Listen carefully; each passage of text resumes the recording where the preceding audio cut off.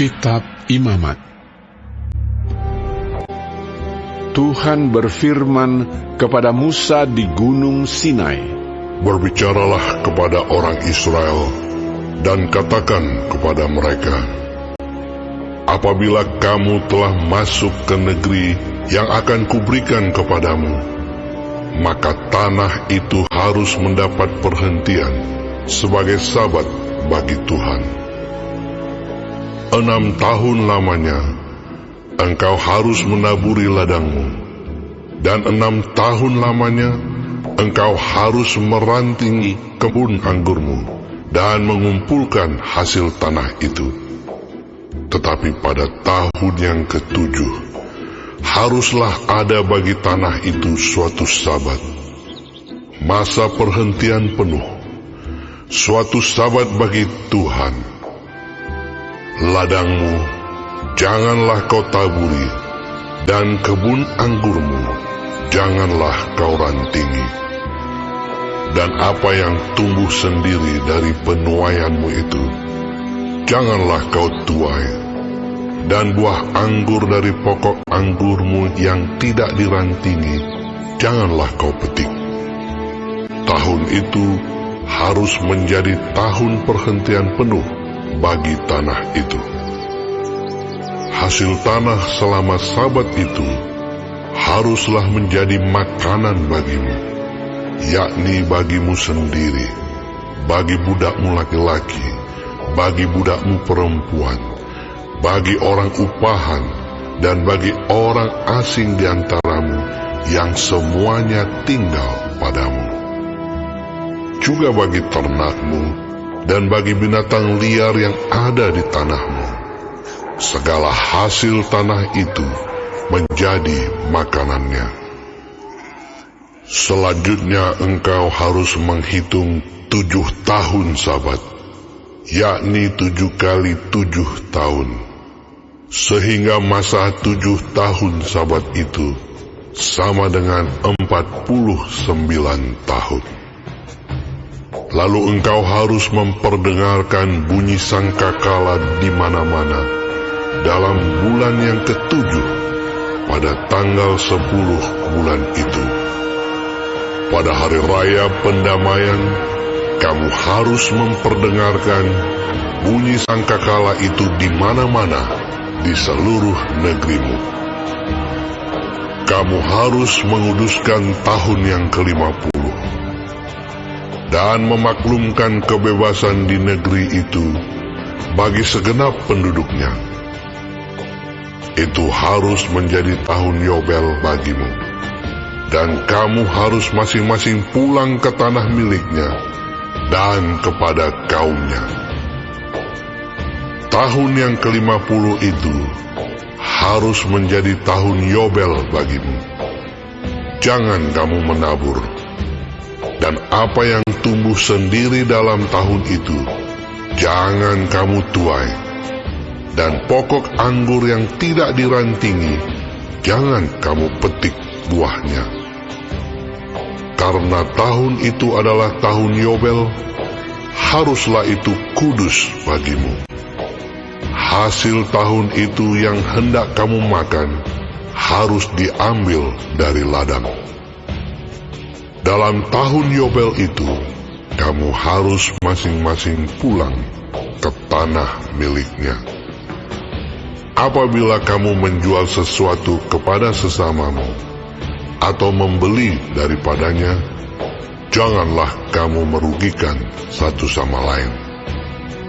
Apabila engkau membeli dari sesamamu, haruslah menurut jumlah tahun sesudah tahun Yobel. Dan apabila ia menjual kepadamu, haruslah menurut jumlah tahun panen.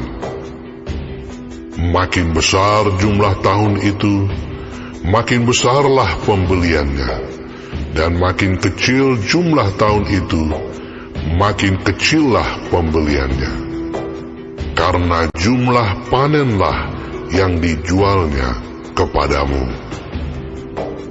Janganlah kamu merugikan satu sama lain, tetapi engkau harus takut akan Allahmu. sebab Akulah Tuhan Allahmu. Demikianlah kamu harus melakukan ketetapan-Ku dan tetap berpegang pada peraturan-Ku serta melakukannya. Maka kamu akan diam di tanahmu dengan aman tentram. Tanah itu akan memberi hasilnya, dan kamu akan makan sampai kenyang dan diam di sana dengan aman tentram. Apabila kamu bertanya, apakah yang akan kami makan dalam tahun yang ketujuh itu? Bukankah kami tidak boleh menabur dan tidak boleh mengumpulkan hasil tanah kami? Maka Aku akan memerintahkan berkat-Ku kepadamu dalam tahun yang ke-6, supaya diberinya hasil untuk 3 tahun. Dalam tahun yang ke-8, kamu akan menabur, tetapi kamu akan makan dari hasil yang lama sampai kepada tahun yang ke-9. Sampai masuk hasilnya, kamu akan memakan yang lama. Tanah jangan dijual mutlak, karena Akulah pemilik tanah itu, sedang kamu adalah orang asing dan pendatang bagiku. Di seluruh tanah milikmu, haruslah kamu memberi hak menebus tanah. Apabila saudaramu jatuh miskin, sehingga harus menjual sebagian dari miliknya, maka seorang kaumnya yang berhak menebus, yakni kaumnya yang terdekat, harus datang dan menebus yang telah dijual saudaranya itu.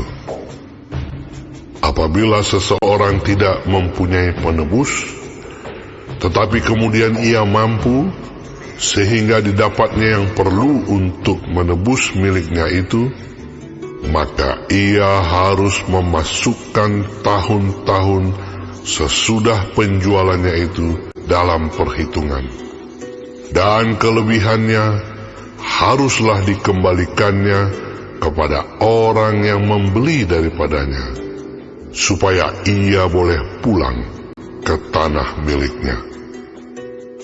Tetapi jikalau ia tidak mampu untuk mengembalikannya kepadanya, maka yang telah dijualnya itu tetap di tangan orang yang membelinya sampai kepada tahun Yobel.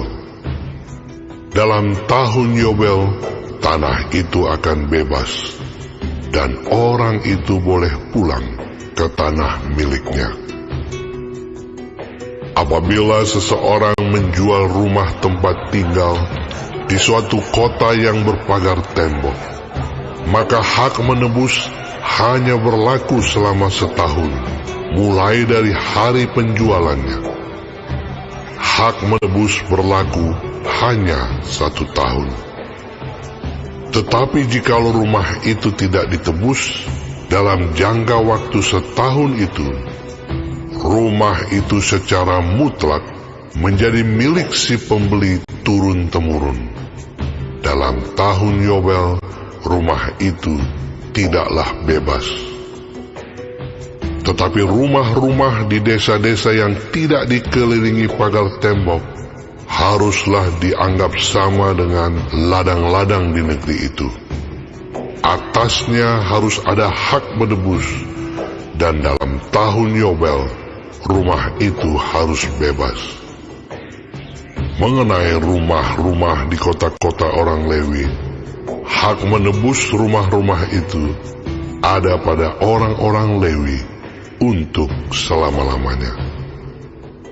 Sekalipun dari antara orang Lewi yang melakukan penebusan, tetapi rumah yang terjual di kota miliknya itu haruslah bebas dalam tahun Yobel.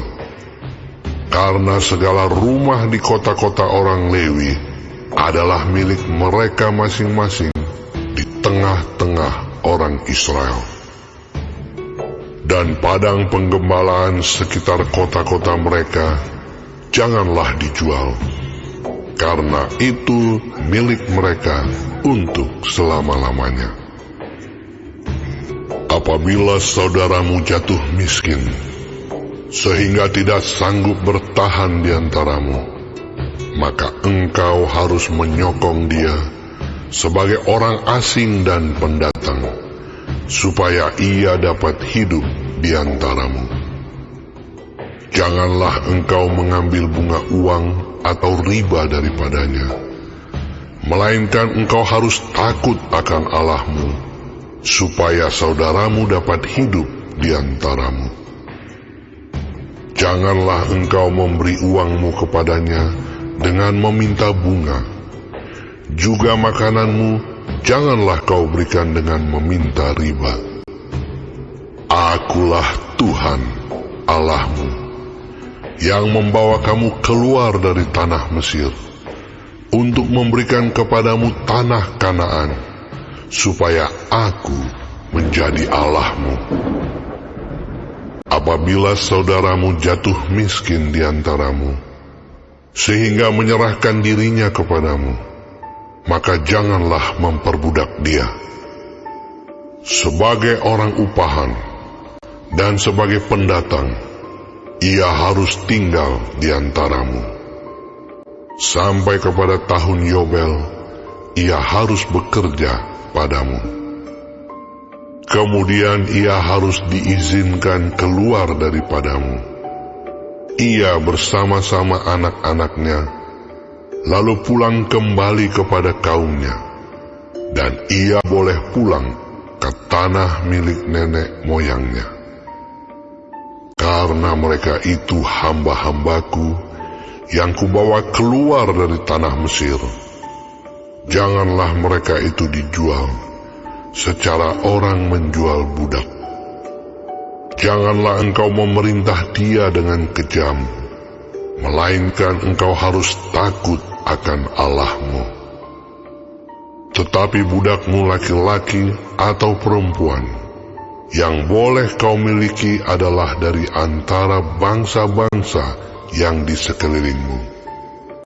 Hanya dari antara merekalah kamu boleh membeli budak laki-laki dan perempuan.